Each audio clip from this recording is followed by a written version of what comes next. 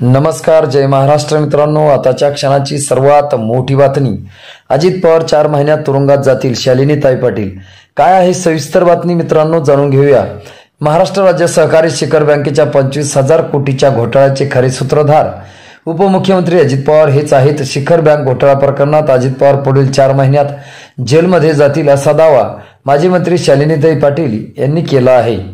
उच्च न्यायालय आणि सर्वोच्च न्यायालयाच्या आदेशानुसार शिखर बँक घोटाळा प्रकरणात अजित पवार हे दोषी आहेत। न्यायालयाच्या आदेशानंतर त्यांच्यावर गुन्हा दाखल करण्यात आला आहे। पुढे काहीच कारवाई झाली नाही। या प्रकरणी पुन्हा एकदा उच्च न्यायालयाच्या याचिका दाखल करून त्यांना सश्रम कारावासाची शिक्षा ठोठावण्याची मागणी करणार असून अजित पवार पुढच्या 4 महिन्यात तुरुंगात जातील असे शालिनीताई पाटील म्हणाले आहेत।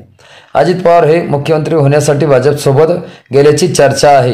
याबाबत शालिनीताई म्हणाल्या, तुरुंगात गेलेल्या माणसाला निवडणुकीला उभा राहता येणार नाही, त्यामुळे ते मुख्यमंत्री होण्याची अजिबात शक्यता नाही। तुरुंगात गेल्यानंतर तिथे त्यांना भेटायलाही कोणी जाणार नाही। अजित पवार हे स्वतःच्या स्वार्थासाठी आणि आपल्याला काहीतरी मिळवण्यासाठी सत्तेत गेलेत असा टोला त्यांनी यावेळी लगावला आहे। मित्रांनो, तुम्हाला काय वाटतं? तुमची प्रतिक्रिया आम्हाला नक्की कळवा। भेटूया पुढच्या व्हिडिओमध्ये। तुर्तास धन्यवाद।